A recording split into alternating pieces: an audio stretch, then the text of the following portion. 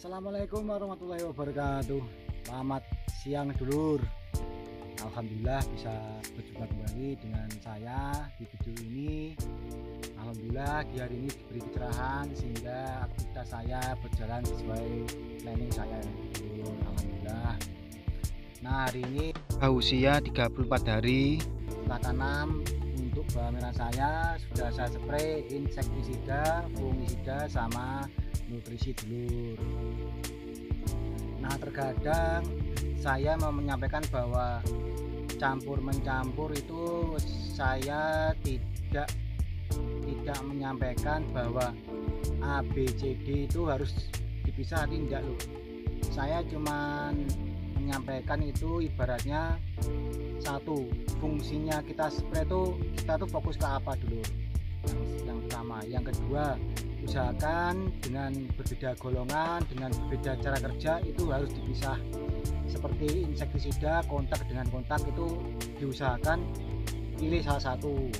Lalu fungisida sistemik atau kontak, kalau memang ada dua yang sama dipilih salah satu. Jadi kita tujuannya itu apa, sehingga ya kita nggak terlalu pemborosan. Dan saya membuktikan bahwa tidak banyak obat, saya hanya fokus ke kalium sama kalsium, lalu fungisida hanya berapa, itu hasilnya juga cukup bagus. Yang penting juga yang utama tetap lahan, yang kedua takaran pupuk, yang ketiga adalah benih dari bawang merah yang kita tanam dulu. Ya, itu adalah tiga yang harus kita utamakan.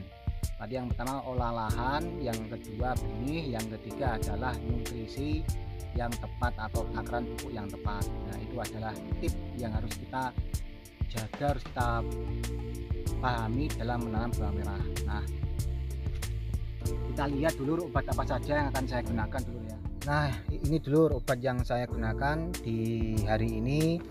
Tadi saya pagi-pagi ngecek di tanaman saya ada banyak kutu-kutu kebul, mimi ataupun serangga-serangga kecil, lalat. Nah, itu yang membuat saya tuh takutnya ya kalau mengganggu tanaman, usahakan harus disemprot dengan insektisida.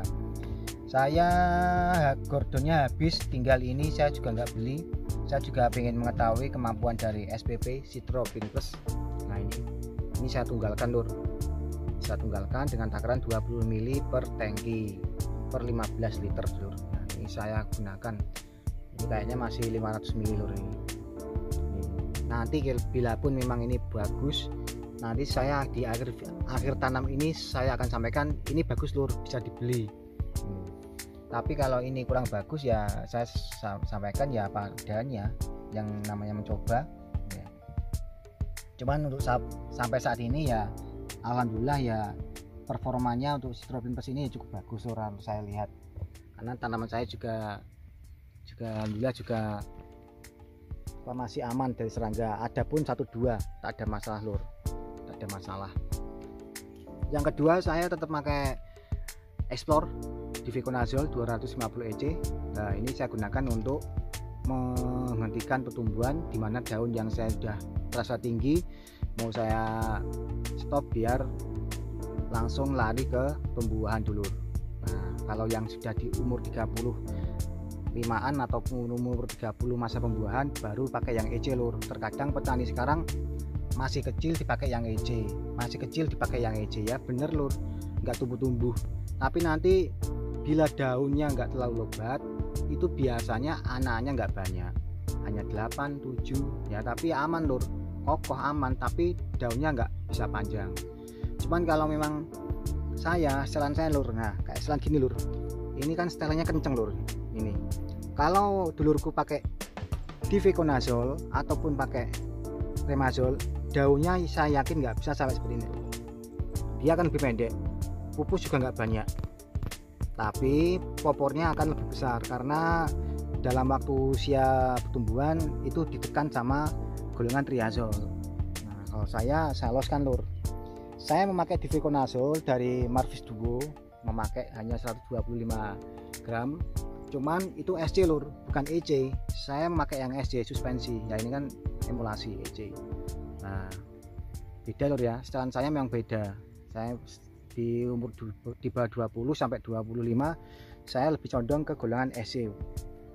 Ya memang dari rekan-rekan tani, awas lo nanti tinggi lodoh, awas lo lodoh, tapi yang namanya saya ukur dari takaran pupuk, lalu saya ukur dari fungisida saya, kalium saya, itu sudah bisa menopang tanaman saya yang selalu tinggi. Sehingga ya tingginya ya tinggi besar lur, alhamdulillah ya kokoh. Lalu tetap saya pakai yang KCL wet. Nah ini untuk penunjang kalium agar dimana nanti sore ataupun malam itu turun hujan lur kalium. Ada pertanyaan kadang loh, katanya kemarin kalau insektisida tidak bisa dicampur sama yang bubuk ataupun yang bukan yang cair.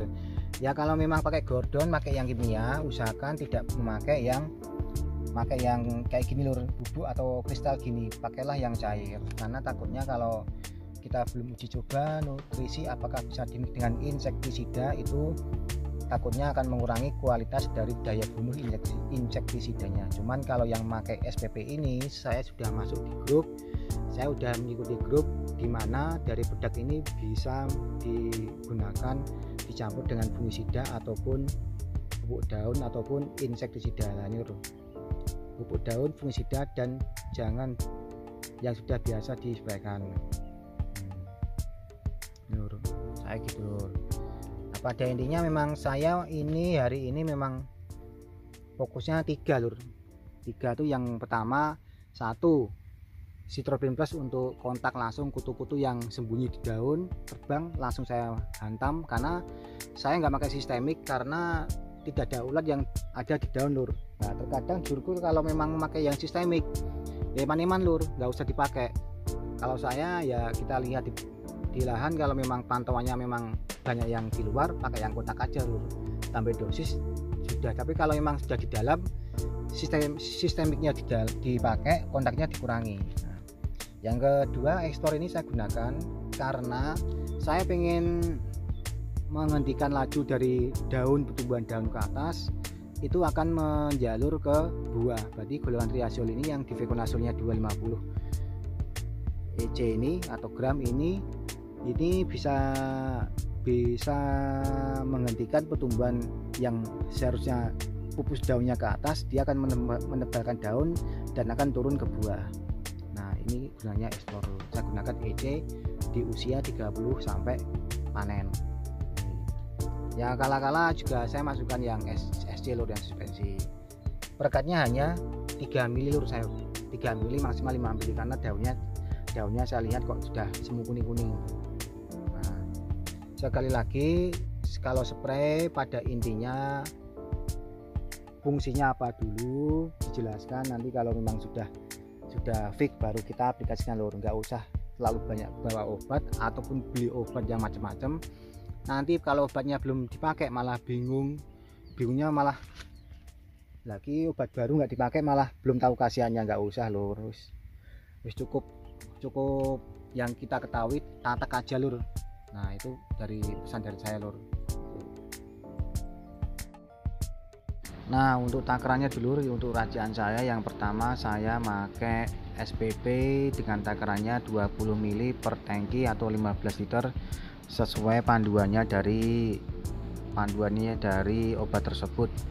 Nanti saya juga akan mix dengan golongan difekonazol Explore itu sekitar 10 mili saja dulu, karena saya ingin memberikan dosis yang sedang pada tanaman saya, karena dosisnya itu 0,5 per 1 liter, sehingga kalau dihitung sebesar 15 liter itu berarti satu tangkinya 7,5 mili dulur, cuman saya kasih 10 mili. Lalu untuk KCL wetnya saya kasih sebesar 3 sendok untuk menambah kalium di batang saya. Ditakutkan nanti sore ataupun malam itu turun hujan, karena saya lihat di cuaca aplikasi sore-sore itu sudah mendung dulur, sehingga saya kasih kalium biar nanti kalau hujan nitrogennya biar seimbang dengan nutrisi yang sudah saya berikan. Nah, pokoknya dulur nggak usah terlalu banyak mencampur, tetap dari yang tadi yang saya sampaikan, tujuan kita spray itu apa dulur. Nah itu yang bisa saya sampaikan, dan nanti perekatnya hanya 5 mili dulur, per tangki hanya 5 mili. Jadi saya sekali spray itu selalu insek, fungi, sama nutrisi dulur yang saya berikan pada tanaman saya. Biasanya saya hanya gitu dulur kalau saya.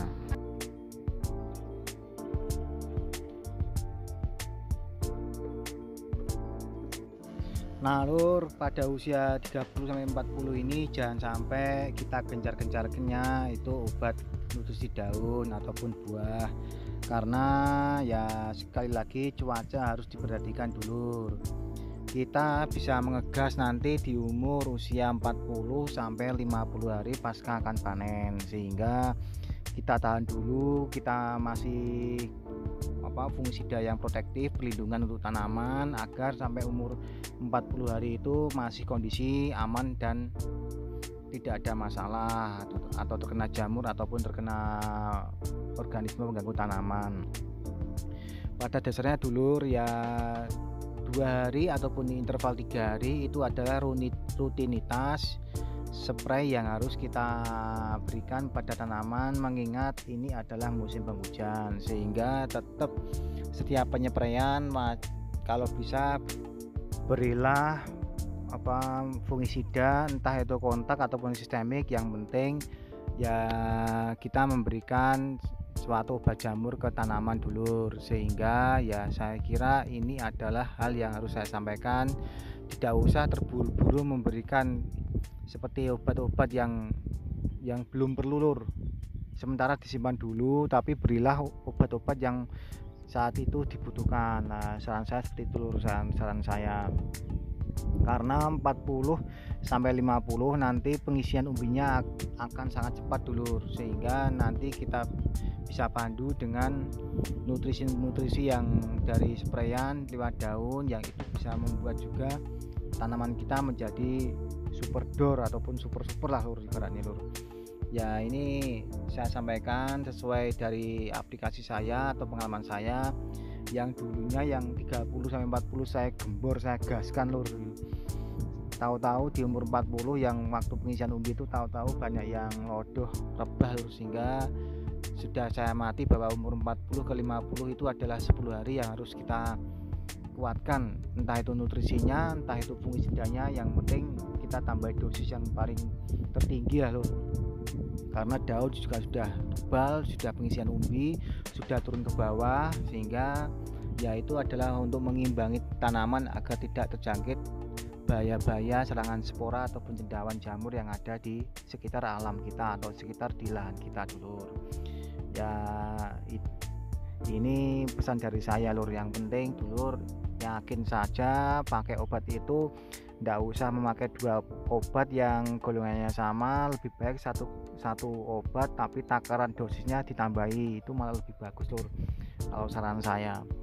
Dan usahakan dulur kalau spray itu usahakan gasnya juga usahakan itu dikencangkan lur ya, biar terbilas semua daun yang kita spray, mengingat ya kalau saya pikir kita sudah capek menggendong tangki lur, menggendong tangki.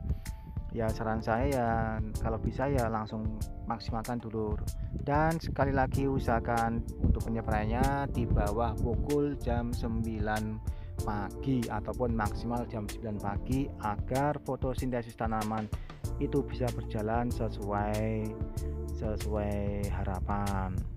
Nah sekian dari wawasan dari saya dulur ya. Selamat menyaksikan dan selalu support video saya, dan minta saran dan komentarnya bila ada salah kata dari saya. Terima kasih.